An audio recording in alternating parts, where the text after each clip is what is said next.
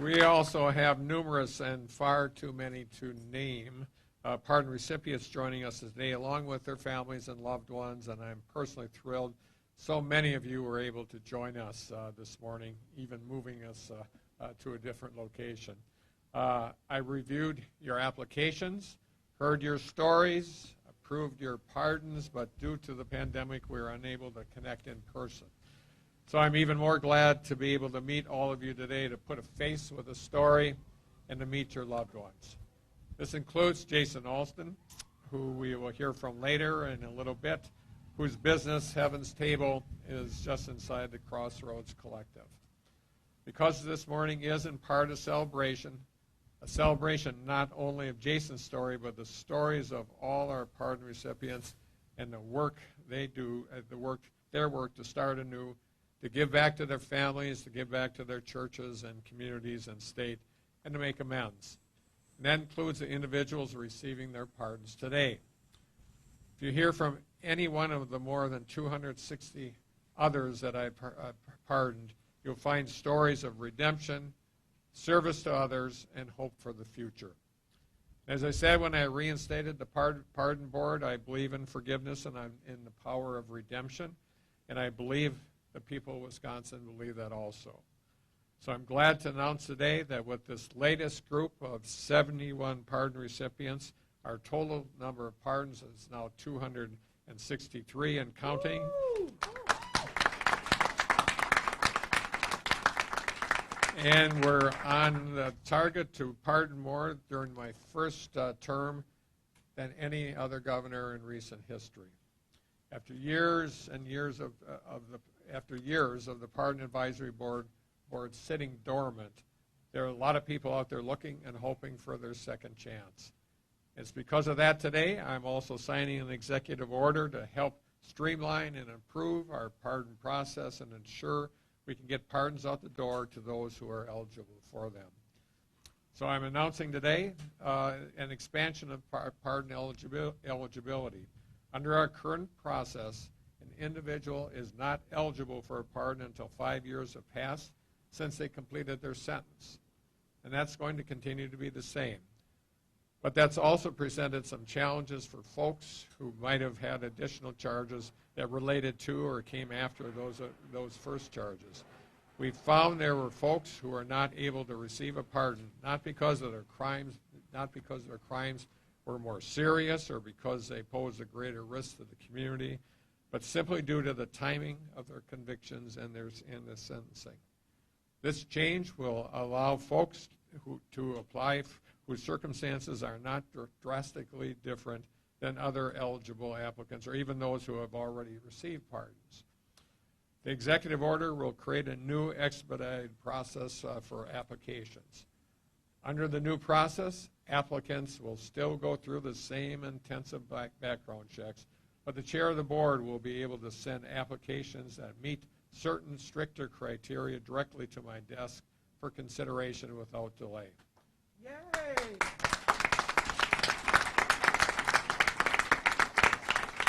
This will impact folks with nonviolent, low-level offenses such as bail jumping, drug possession, or fraud.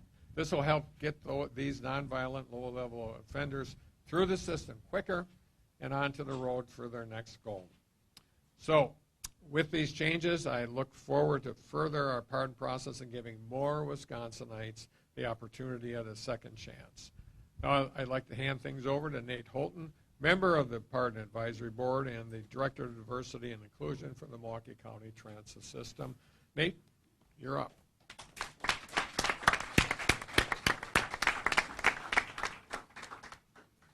Thank you. Good morning. Good morning. It has been a privilege to be a member of the Pardon Advisory Board. We have encountered so many individuals with remarkable stories and tales of redemption, and being able to play a small role in their lives and in their tales really has been a privilege, I think, for all of us who have been on the board. Each and every one of us make mistakes. The goal in life is not to avoid mistakes because that's impossible. The goal in life is to learn from your mistakes, to grow from your mistakes, to become a better person because of your mistakes, and to ultimately reach your potential by learning through your mistakes. We have interacted with a lot of people who have done just that. People who made a mistake early in their life, turned it around, raised families, built careers, gave back to their community, and ultimately were able to reach that ultimate point of official redemption by going through the pardon advisory process and ultimately receiving a pardon from the governor. The board plays a critical role in this process. We get together and focus on these issues. We bring unique perspectives. The governor's office plays an instrumental role in researching every case, moving things through the system, and has been, very important in getting us to where we are today. The board functions well, and it's been a really positive process, something I've been very proud to be a part of, and I'm very thankful to have the opportunity for that. Now I would like to introduce the man of the hour.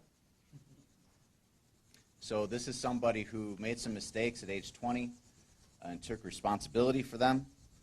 Since that time, he has obtained his bachelor's degree in business management and finished at the top of his class in culinary school. He is a proud husband, proud father.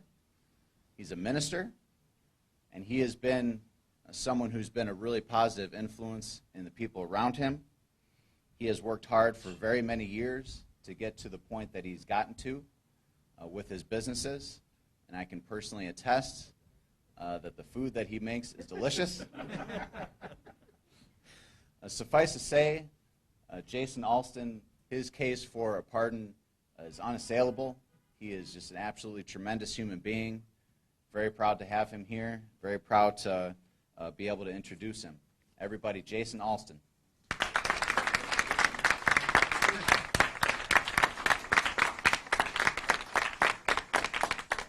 Good afternoon. Afternoon, is the afternoon yet? Well, first I want to thank God for putting me in this wonderful situation right now and just being there with me through this whole time. I want to thank my wife, my mentor, Brian, my brother, my uncles, my cousins. I want to thank you, Governor. It's a journey, after you make decisions that has the potential of a future, good or bad, and for me, it was a bad decision twice in 3 months.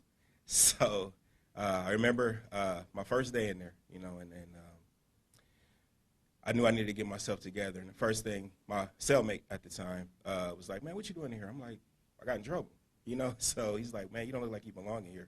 And I kind of took that like, yeah, you're right, because everybody has a choice to make the right decisions in life. And unfortunately, I didn't at the moment, but I knew then I wanted to start to. And even though I wasn't released yet, I decided to work on myself. I wasn't going to get out blaming police, blaming government, blaming people for things I put myself through. And I remember it's always a challenge having a felony, not knowing if you'll be able to qualify for certain things when it comes to college or school period, getting housing, getting an apartment. A lot of those things are in jeopardy because of the choice you made and that thing that's following you your whole life. For me, it was like 20 years. So I decided not to even look at myself as a felon. Even though it was on my record, I decided to just look at myself as somebody that's trying to figure out what his passion is. And for me, it was cooking. And so cooking started me at $8 an hour at Jimmy's Island Grill. But I knew I saw the goal line, the finish line, I should say. And actually striving and going through that journey led to a lot of no's, a lot of closed doors because of my felony. But I kept trying, I kept pushing. I went to the MATC, excelled as a culinary student, ended up actually working there for a couple years before I even graduated. And from there, I went to Cardinal Stretch, got my bachelor's in business management. And it's just a journey. Took like 8 to 10 years, but I kept at it. And ultimately was approached about opening a restaurant because everywhere I went, barbecue followed me. And I was tired of making everybody else money. So, so I remember talking to my wife and asking her, I think it's time to just quit. She looked at me like, "What?" how are we going to do this? How are we going to do that? I'm like, listen, I know, just be there. I know you're going to be there. And it ended up working out. You know, I'm at the Crossroads Collective. At the Crossroads Collective, I have another location I'm opening up on 55th and North, probably by the end of this month. I really feel like everything that led up to this point is to help somebody else that probably is going to go through what I went through already. I think the most important thing in life is that whatever you're able to embrace and learn, you should always be willing to help other people. It's not just meant for you. It's meant to help somebody. There's a proverb that says there's nothing, or in Ecclesiastes it says, there's nothing new under the sun, meaning life can be repetitive, right? So whatever you just came out of, somebody else is probably going to go through too. So it's up to you to use your gift and wherever you are in life to help the next person. So I thank you all for being here. For those that are receiving and have received, I know your journey. I know how hard it was. I know how sleepless some nights could have been. But I want to, applaud you for staying out of trouble and just staying focused. So thank you. Good job, Jason. Thank you. Thanks so much, Jason. And now I'll sign the executive order. But before I do, I just have to tell you, I've had the honor of, via video, seeing every one of the 263 presentations that were made by those people that have gotten a pardon. And in my long career of different things, there's been nothing more rewarding for me as a human being to be able to do this. It's been just an honor to have the opportunity. I know the parole board or the pardon board feels exactly the same. The work that all these 263 individuals have done to move their lives forward in a positive, constructive way is truly amazing, and it's a great success story, not for me, but for them and for their families and for the loved ones that are helping them. So with that, I will sign the executive order, and then I'll come back and we'll answer some questions. Surround him.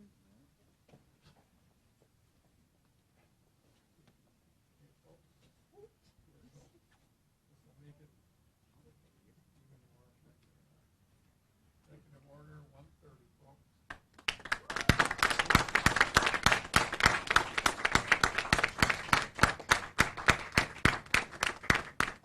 Thanks, everybody. Be glad to answer any questions people might have.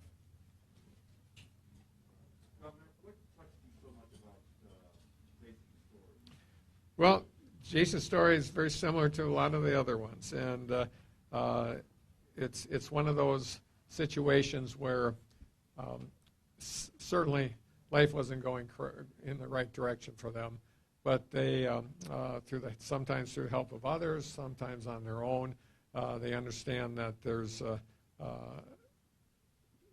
that redemption can happen, that second chances can happen, and they take advantage of it.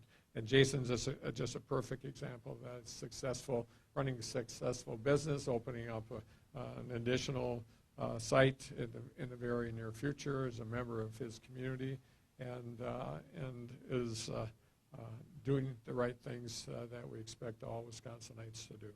Governor, with this expanded pardoning eligibility, how many more people do you expect will be eligible for consideration? Yeah, and that's one of the reasons we went to the expedited piece is that we expect many more.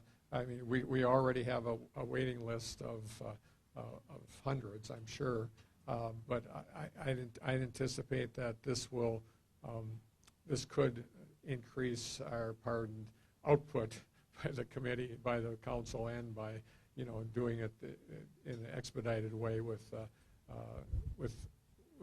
shortened process for some.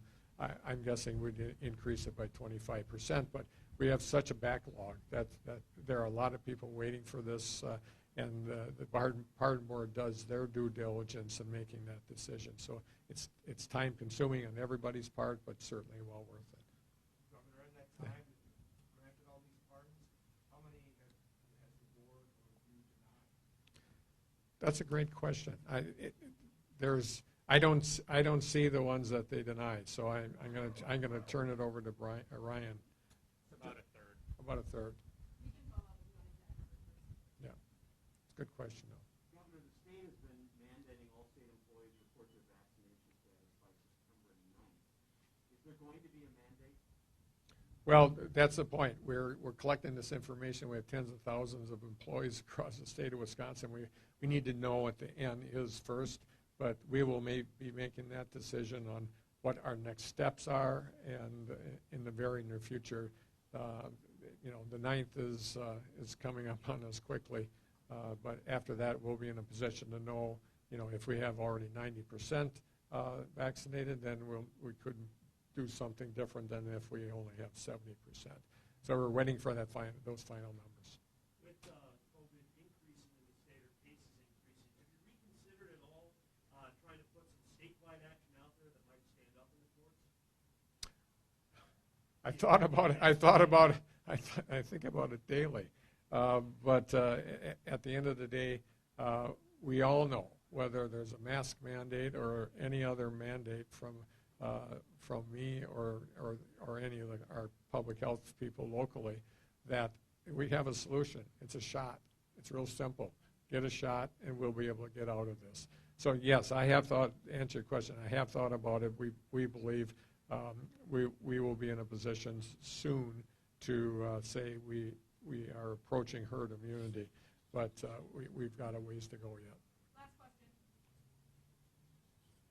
Governor, nationally, the $300 extra supplemental unemployment income has dropped off. How will that impact people in Wisconsin? Well, it impact the people that receive unemployment compensation significantly. $300 is a lot of money, but without the federal support, we're in a precarious place. Or the people that receive that are in a precarious place. They'll still get unemployment, but it'll be $300 less. That'll impact their lives negatively. The argument about we need to get these people, take away $300, so suddenly we have enough workers that will fill all the jobs in Wisconsin. That's just not accurate, and it'll be shown that in the very near future. So we're just hopeful that the economy continues to be in a position to have more jobs open and then have people filling those jobs. But we do have to have a long-term solution to the shortage of workers in this state, and this unemployment change is not going to change that. That has to happen. Thanks, everybody. Appreciate it. Thank all of you. Appreciate it. Thank you.